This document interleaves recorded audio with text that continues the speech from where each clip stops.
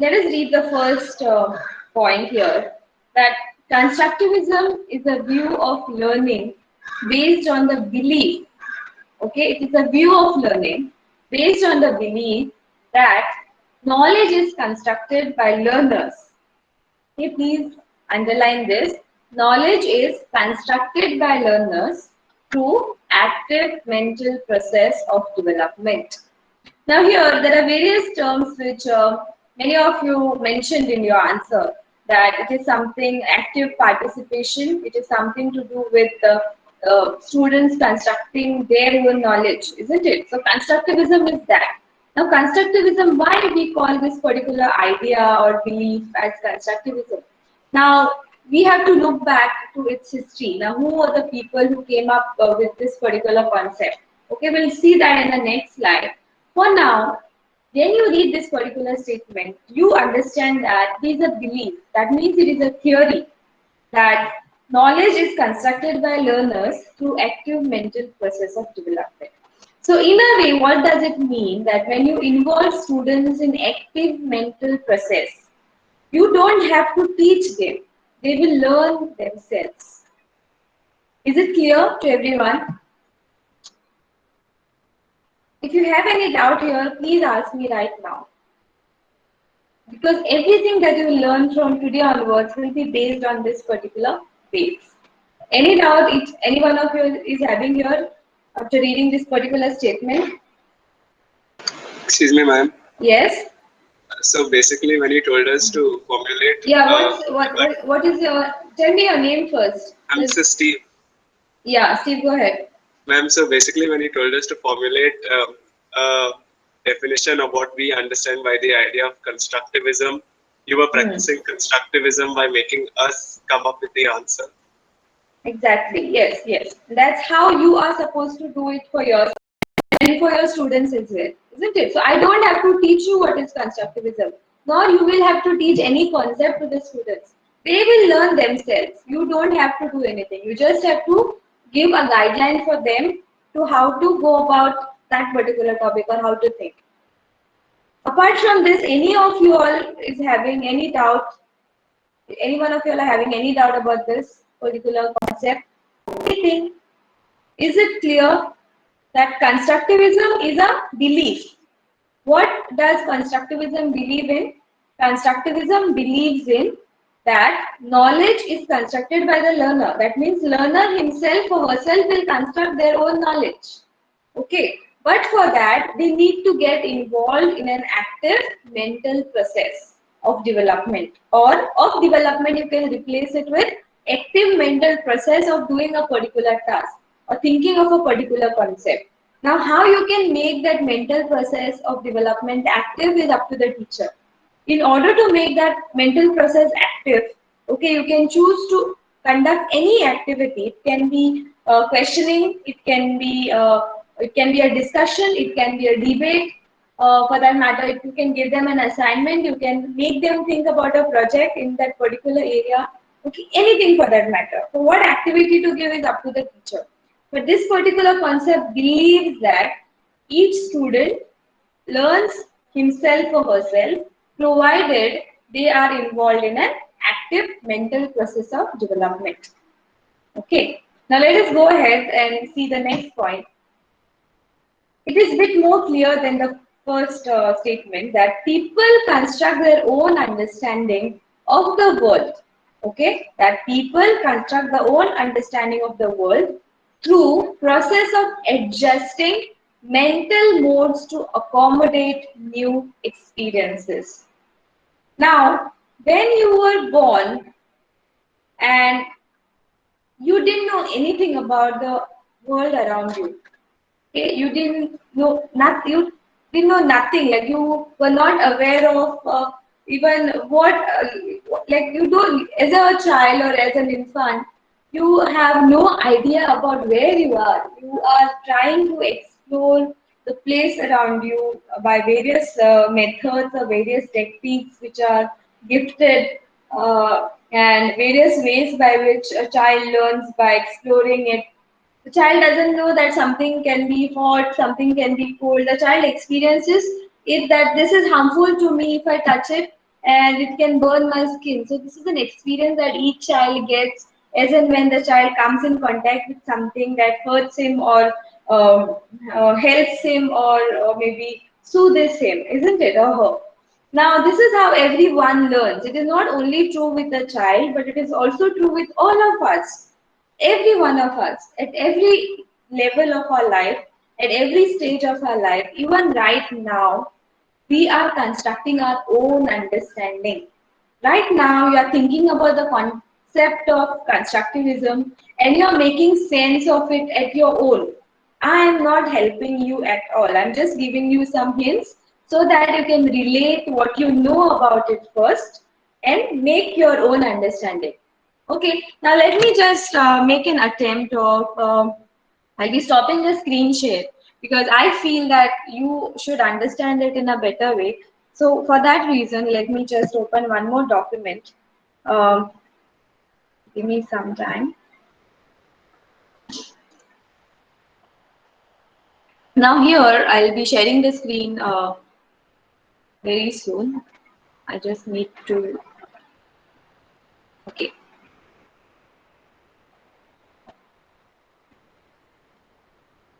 Please let me know the moment you're able to see this Word file here. Is the Word file visible to all of you?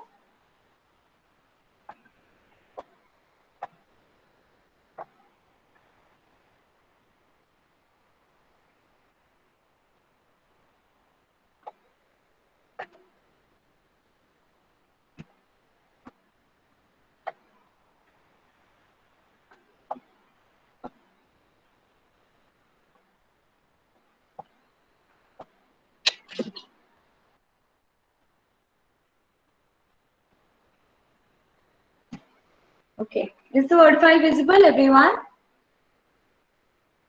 Any one of you can just comment. Okay. Okay, okay, fine. Now, what you can see here right now, what is that you can see on this particular page? Some geometric figures. Okay, some geometric figures. Many of you are saying that you can see shapes. Yes, different shapes. Very good. Now, just imagine that this is your understanding. How, like, this is the way your understanding looks like. Okay, it can be in various forms. It can be a square. It can be a pentagon. It can be a circle. It can be a triangle. It can be any abstract image. Okay. Now, when you think of a concept, or let us start from scratch. Now, the moment I introduced you to the concept of constructivism, okay, you had no idea about constructivism at all. If I say this, then I'm absolutely wrong. Okay, because when I asked you that question, that what do you understand by the term constructivism, there were many of you who could answer it, and to an extent you, most of you all were like pointing at the right spot, isn't it, wherein you exactly told me what is constructivism. That means just by reading the name or reading the concept, like reading the word constructivism, you could understand what constructivism is, isn't it? So you have some previous knowledge about that particular concept. Okay, it can be correct or wrong. I'm not talking about the rightness or wrongness of it. I'm just talking about the previous knowledge. You know something about constructivism. If not constructivism, you at least know what does the mean construction means.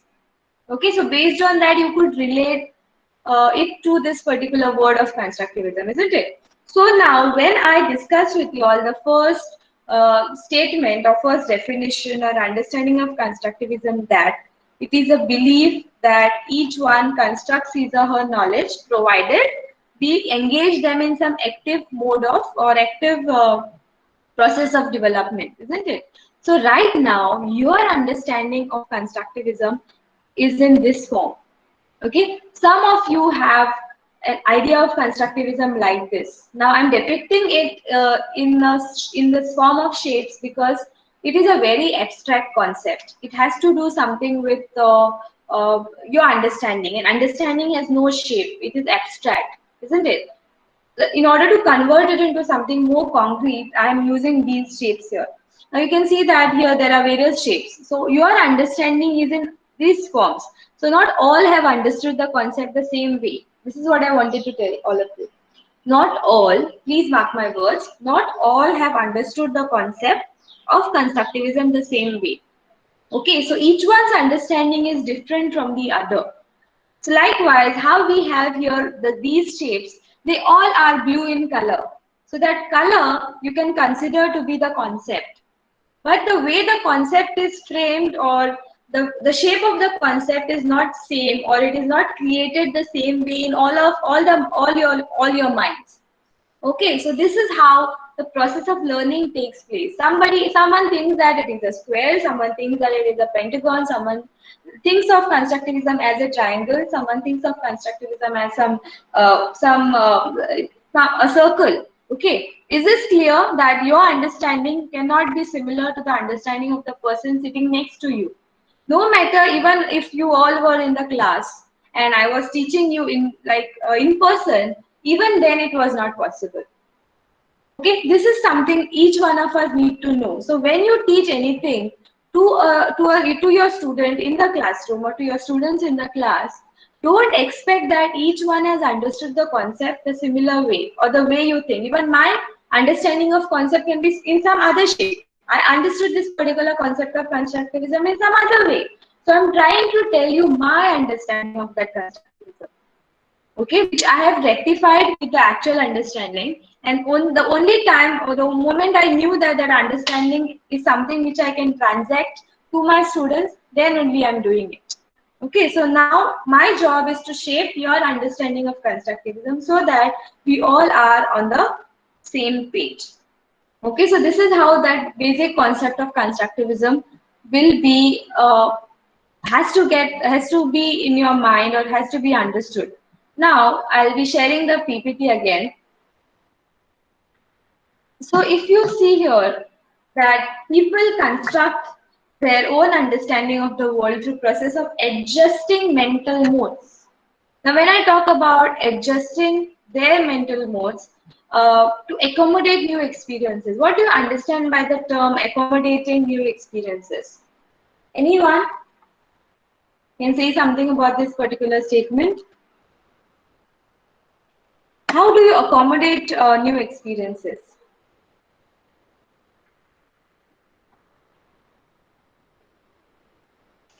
Ma'am, this is Steve. Maybe it Yes. means that you take what you have already learned and you somehow find a way to relate the new information that Very you have good. come across. Yes, very good, Steve. Yes, you're absolutely right. So what are you basically trying to do is you have previous knowledge about a concept and now you are relating or taking whenever you get some new knowledge about that. Okay, what you do, maybe new knowledge you can get from more knowledgeable other. Okay, maybe your friend, maybe your teacher, or from a book, or while reading on the net. Okay, from anywhere. So when you know something new about a concept, what you basically do is, and what I'm talking about right now, is all psychological. Okay, there is no form to it. Okay, so what you do is unconsciously you relate that particular new information to the one which you already have in your mind and give it a new shape. Okay, so now let me take you back to the Word file again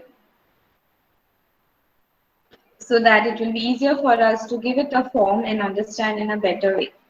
Now let me just delete this. Okay, are you all able to see the Word file now? Yes, ma'am. Yeah, okay, fine. So here you see that, say suppose, consider that this particular square, this shape, okay, is your previous knowledge. Fine. And this particular shape is a new knowledge that you have taken from maybe your teacher or someone else, or maybe by reading from a book. So what you're doing is, the moment you get to the moment you get to read something more about the concept that you know something of, you try and relate that concept to the existing knowledge or the previous knowledge that you have about the concept. Okay, so now from square, it has taken some other shape. Okay, and it is like this. This is your new understanding, because you have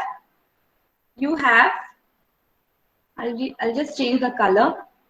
The previous understanding which you had of the previous understanding that you had of a particular concept, for example, let us consider constructivism, was green in color, and this new information is blue in color. So now you have added, or what you call, you have joined these two understandings together, your previous knowledge and the new knowledge, and you have a new information with you, and this is how it looks like.